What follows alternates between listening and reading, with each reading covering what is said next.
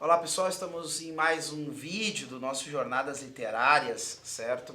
Eu sou o Rodrigo Naimayer dos Santos e eu vou conversar com vocês um pouco sobre como é que a gente começa a trilhar esse caminho de formação, certo? De um arcabouço literário que me permita então transitar nessa República das Letras, que a gente poderia chamar assim. Primeira coisa que talvez esteja um pouco fora do métier de muitas pessoas, até porque cada vez mais nós contamos do Brasil com a coisa das traduções, é o aprendizado de uma língua estrangeira que possibilite você a ler certas obras no original, certo? Isso tem a ver com a caminhada de cada um, isso tem a ver com uma série de coisas, tá? Mas é interessantíssimo, né? Se o interesse de formar-se literariamente é sério, que eu aprendesse ao menos a língua estrangeira, certo? Do meu autor predileto. Eu sei que tem pessoas que vão ter grandes problemas com isso que eu estou falando. Por quê? Porque tem gente que o autor predileto é Dostoiévski, é Tolstói, e aí você vai ter que aprender russo, certo? Outros ficam mais tranquilos, são aqueles que são fãs de Shakespeare, de Chaucer, de Dickens, de Chesterton, de Arthur Conan Doyle e assim por diante, porque tem que aprender a língua franca do mundo hoje em dia, certo? Que é o inglês, certo? Então, tranquilo, você vai fazer quase o dever de casa. Hoje em dia é quase o dever de um homem civilizado, certo? Aprender inglês, assim, né? Para não termos traquejo e tudo mais. Aí entra um outro ponto que é fundamental as pessoas entenderem, que é o seguinte. Também outra vantagem desse aprendizado de língua inglesa é o fato de que hoje em dia, mesmo que você esteja diante de uma obra que não tenha sido traduzida nem para o português nem para o espanhol, provavelmente ela foi traduzida por alguém com mais ou menos acuidade para o inglês. Então você tem praticamente quase tudo que foi publicado no mundo já traduzido para o inglês. Então, se eu pudesse dizer para alguém assim, qual é a língua, né, que me abre mais caminhos literários, eu diria que a língua hoje em dia que mais te abre caminhos literários é o inglês, certo? Apesar que as línguas ocidentais como um todo, certo, não são difíceis de aprender. Então também pode ser um projeto ao longo da vida e aprendendo uma das línguas ocidentais uma por outra. Exige disciplina, existe procurar um método que se adeque a você e assim por diante, lá vai a história, certo? E aí, então você pode começar pelo inglês talvez, o espanhol, né? Para quem é um bom leitor de português, via de regra, para termos de leitura, você mais cedo ou mais tarde, com alguma prática, vai acabar lendo espanhol quase como português. E a prática já e a procura de vez e outra por um bom dicionário vai resolver o problema dos falsos cognatos e assim por diante, certo? Depois disso, não é nenhum absurdo rumar para o italiano, certo? Como uma língua próxima, certo? E aí então para o francês, que talvez seja a língua neolatina um pouco mais estranha a nós, certo? Na minha opinião também, isso aqui eu posso falar uma baita de uma besteira, certo? Mas para mim é mais palatável o italiano do que o francês. Porém, dessas línguas que me abrem caminhos para a aquisição de literatura, nenhuma delas me abre o mesmo caminho, né, para o bem pensar e talvez para o bem produzir, especialmente no campo da poesia e da escrita literária, principalmente da escrita épica, né, como o latim, certo? Então é aquela coisa assim, eu quero aprender a pensar de maneira reta, eu quero aprender a entender o que é uma estrutura bem concatenada de uma língua, não tem língua mais adequada do que a língua latina, certo? Pela nossa proximidade base com o mundo ocidental, pelo uso dela durante muito tempo, quase todo o tempo, né? Pela filosofia que se produziu a partir, pelo menos, do século, vamos jogar lá do século IV, século V, né? A filosofia vai ser produzida toda, né, em língua latina, certo? A riqueza poética dela que respeita a ciclos, certo? A gente percebe que existe uma sucessão, um respeito lógico, né? A sucessão dos ciclos naturais, quando aparece a alternância de luz e sombra, essas coisas todas, os poetas latinos têm esses elementos muito bem concatenados. Então eu diria assim, um uso da língua, da literatura, é um uso que tem um objetivo concreto de nos dar alegria, eu diria que em princípio é isso, mas uma alegria profunda e madura, certo? Não simplesmente a euforia ou algo que fica alimentando a minha doença. E a gente conversou em outros episódios sobre a questão da literatura YA, mas isso pode servir para uma diversidade de outras formas literárias que batem em clichês ou expectativas muito óbvias dos leitores, de histórias que desejariam viver e assim por diante. A gente percebe isso muito dentro do filão romântico, romântico entendo amoroso barra erótico também, certo? Onde as pessoas querem isso, aí começa a criar uma quimera, aí você tem uma pessoa que é devassa na cama, mas fiel na vida, e eu crio esse personagem, para se alimenta desse tipo de coisa, tá? Então, o fim da literatura parece ser isso, causar-me uma alegria pelo uso estético da língua, me contando então uma história que me traga um valor relevante acerca do conhecimento da vida do homem e tudo mais, sem ser aulinha sobre isso, e às vezes alguns autores abusam disso, estão narrando as coisas, e aí quando tu vê que tem uma aulinha no meio da narrativa. Aí o cara tá falando lá, quem faz muito isso, por exemplo, é aquele autor, o Dan Brown, certo? Não preciso falar, né, da qualidade muito questionável nos livros desse senhor. Eu me lembro que eu estava lendo, eu li 3 livros desse senhor. Quando eu li o 4º livro, eu disse, meu Deus do céu, ele vai começar com a mesma fórmula de bolo. Larguei de mão, nunca mais li nada dele. Então esse tipo de coisa que não vale a pena perder muito tempo, não ler mais do que uma obra, se a pessoa gosta desse tipo de thriller, certo? Agora, esse é o grande ponto. Ele começa no meio do livro, dá aulinha. Ah, porque a obra é tal, porque isso aconteceu em tal época. Se você se sente muito atraído por esse estilo, talvez você tenha que começar a encarar com coragem a leitura de livros de cunho histórico e parar de ficar tendo aulinha, de passar as aulinhas do Dom Brown todas erradas, de história no meio do livro dele, certo? E ler um livro de história, encarar isso. Às vezes você tem que entender o que você está buscando na literatura também, porque você está buscando a coisa errada. Você está procurando livros que de alguma forma te trazem uma informação superficial acerca de um tema que até te interessa, mas que tu não tem coragem de encarar com profundidade, certo? Mas não, o que a boa literatura faz com a gente é ensinar-nos através da dinâmica natural da contemplação da vida humana, certo? Esse que é o grande ponto, tá? Então é isso, ela nos dá felicidade, mas não pode ser essa felicidade frívola. Não estou dizendo que todos os livros que eu tenho que ler não possam ter esse elemento de felicidade frívola, uma felicidade mais rasteira, mas eu não posso me alimentar só desse negócio, certo?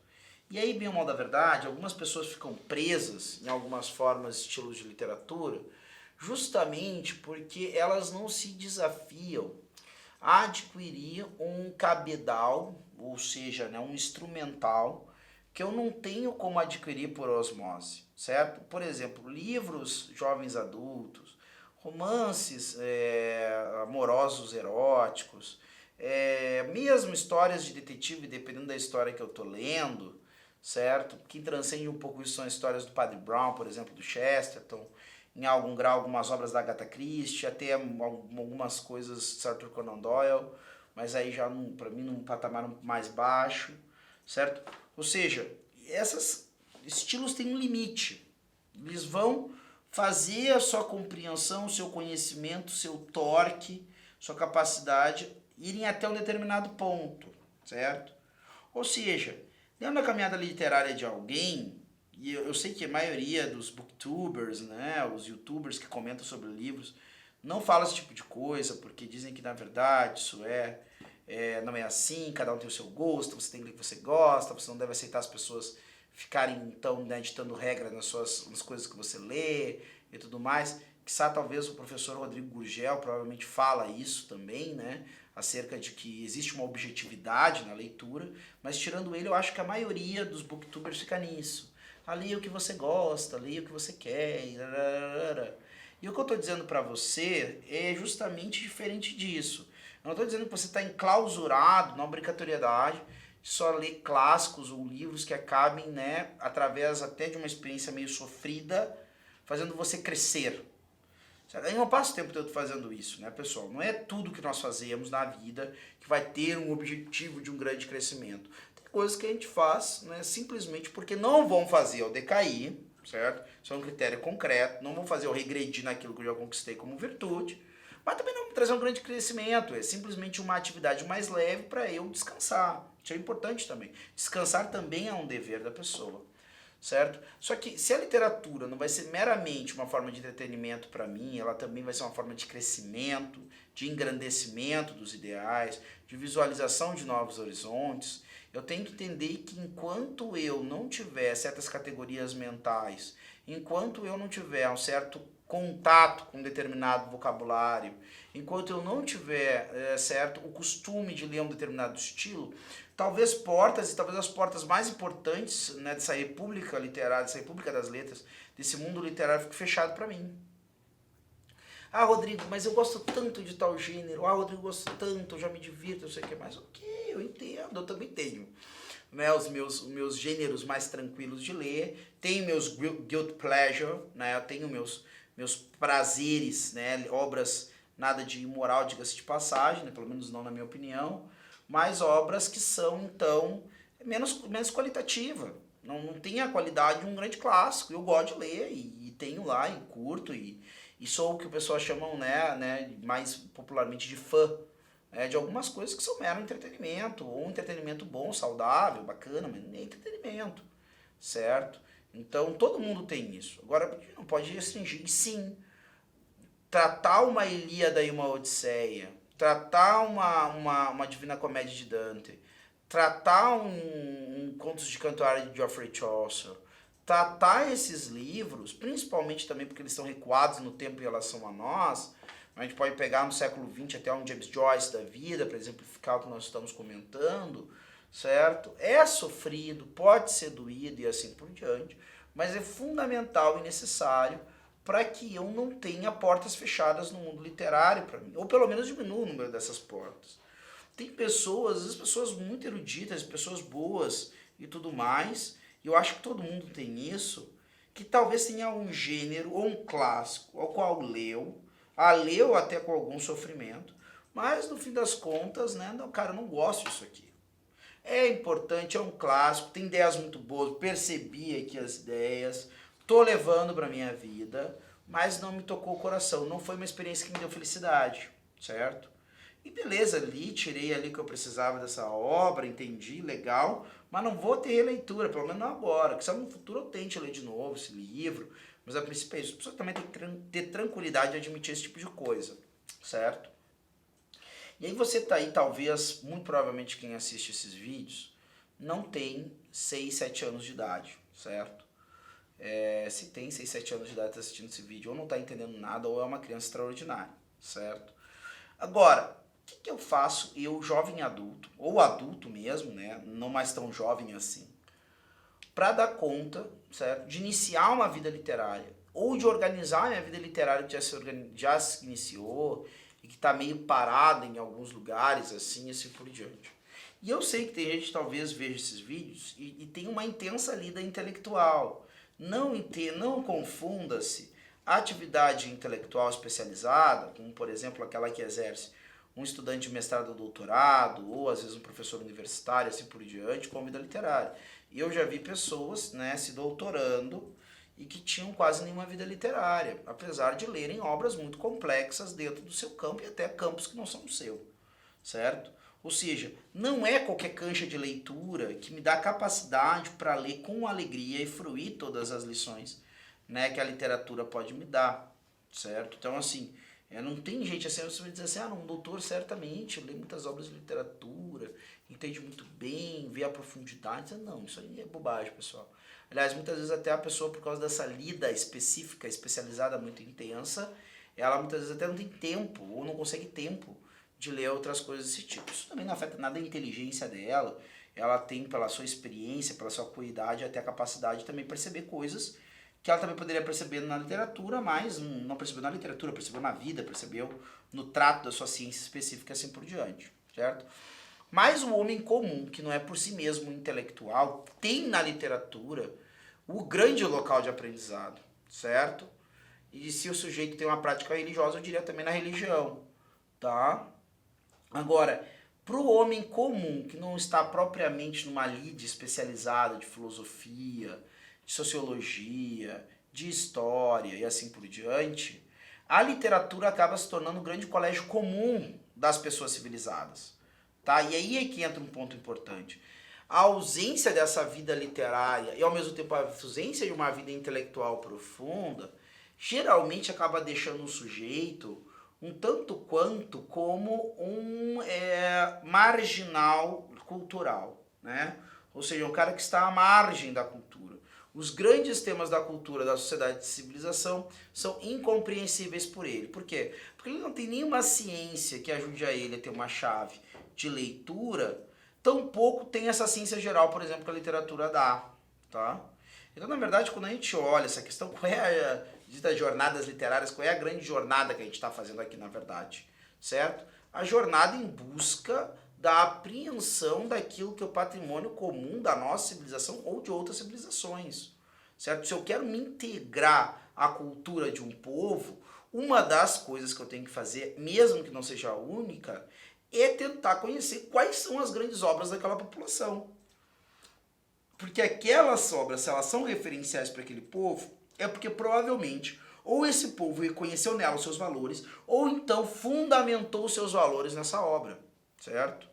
Então, uma coisa que, por exemplo, a gente, assim, no mundo ocidental, eu acho sine qua non, então as pessoas vão pegar e vão dizer assim, né, eu acho isso inescapável. Algumas pessoas vão dizer assim, ah, não, Rodrigo, mas isso não é bem assim. Pra mim é bem assim, sim. Aí você deixa aí nos comentários, Rodrigo tá errado, isso é coisa de, né, de religioso, querendo impor a sua religião, e não sei o que mais. Mas, assim, Bíblia, você pode não acreditar em nada do que está escrito aqui, certo?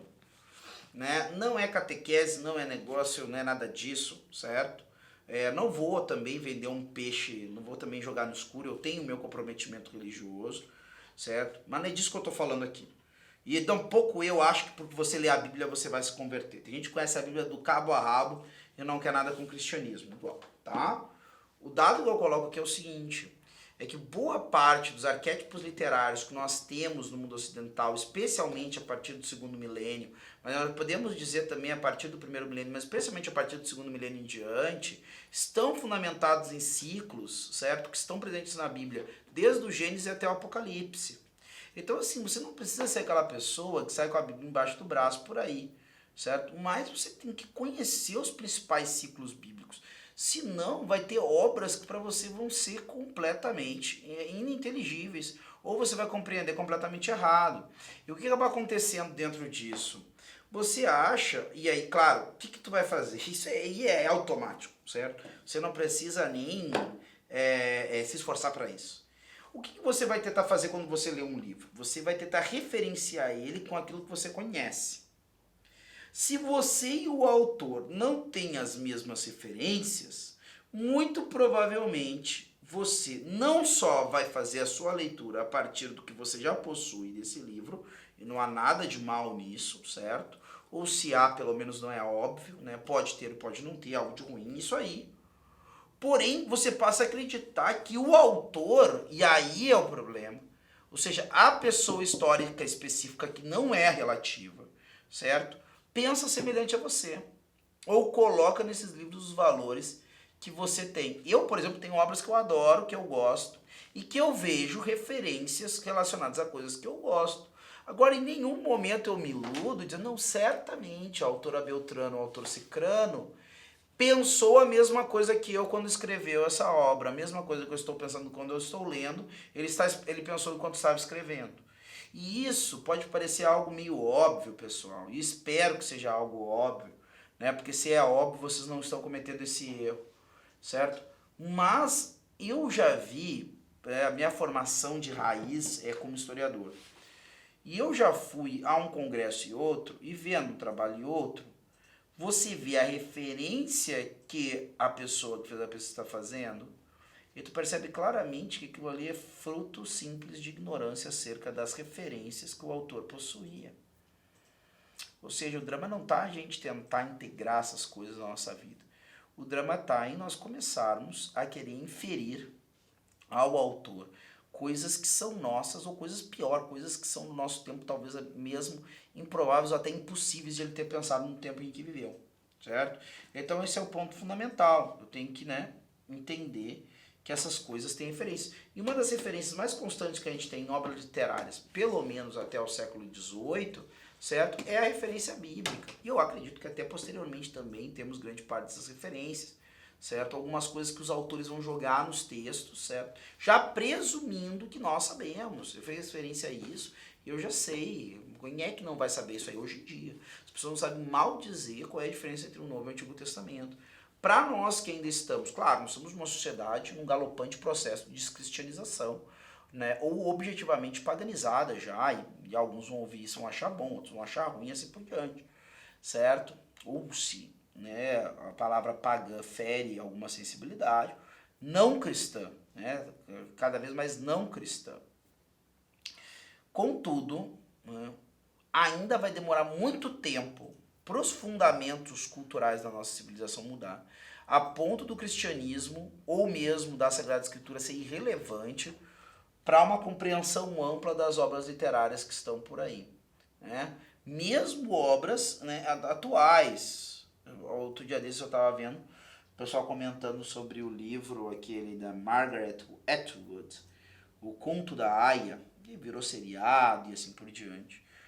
Muitos considerado por muito um líbelo feminista, outros assim por diante, parará. Eu não li o livro, não sei qual é a qualidade do livro, não sei o que é mais. Contudo, você percebe que existe, pelos relatos que eu escutei, certo? Uma determinada visão do mundo promovido por elementos existentes na Sagrada Escritura. Ou seja, parece que mesmo mal compreendida, a Bíblia impacta o tempo inteiro dentro das discussões do mundo ocidental. E aí você vendo isso, é questão de criacionismo, é questão de arqueologia bíblica, a Bíblia tem razão, não tem razão, é uma série de outras coisas que está relacionadas ao conhecimento desse livro. Então, assim, o primeiro ponto que eu jogaria para você, como ocidental, se eu não estivesse falando para um chinês, para um japonês, para um indiano, eu ia dizer outra coisa. Sei lá, ia dizer para conhecer os Vedas, ia dizer para conhecer Confúcio, ia dizer para conhecer isso, certo? Agora, como a gente está no mundo ocidental, eu tenho que dizer, o cara tem que conhecer. Depois eu tenho que ler a Bíblia em si. Não, cara, busca referência na internet. Você acha que alguém não organizou ainda para você quais são os principais ciclos da Bíblia? Ah, Davi e Golias, o ciclo de Davi, toda a história do Davi, assim por diante, essas coisas todas. Né? E outros ciclos, ciclo de Abraão, ciclo de Moisés, para ter desenho animado disso aí. Certo? Você pode assistir, geralmente esses desenhos animados são razoáveis, uma outra liberdade poética, mas você vai entender o contexto geral da história, certo? E aí você vai ver a referência no livro e você não vai se perder, certo? E você vai poder julgar, inclusive. Mas esse autor tem uma visão, eu não concordo com a visão dele, fez uma hermenêutica, uma leitura aqui, né? Ou então eu concordo com a visão dele, certo? E assim por diante. Então, o primeiro ponto. Depois a gente vai começar a conversar no próximo vídeo de Jornadas Literárias, saindo disso, né? Que para mim é o Great Code, como vai dizer Northrop Frye, né, esse grande acadêmico canadense sobre a Bíblia. É o grande código da literatura ocidental, aceite-se ou não, é a minha opinião. Você pode discordar, evidentemente, né, e não tem problema nenhum nisso. E depois a gente vai prosseguir para aquilo que são as outras bases do imaginário do mundo ocidental, que é as grandes mitologias, os grandes ciclos, né, de Grécia e Roma, e especialmente, né, fundamento, né, do espírito ocidental, que é a Ilíada e a Odisseia, certo? Que é outra coisa. Bíblia, depois Ilíada e Odisseia, assim a gente vai prosseguindo, tá certo? Então, aguardo você para o nosso próximo vídeo de Jornadas Literárias. Até lá.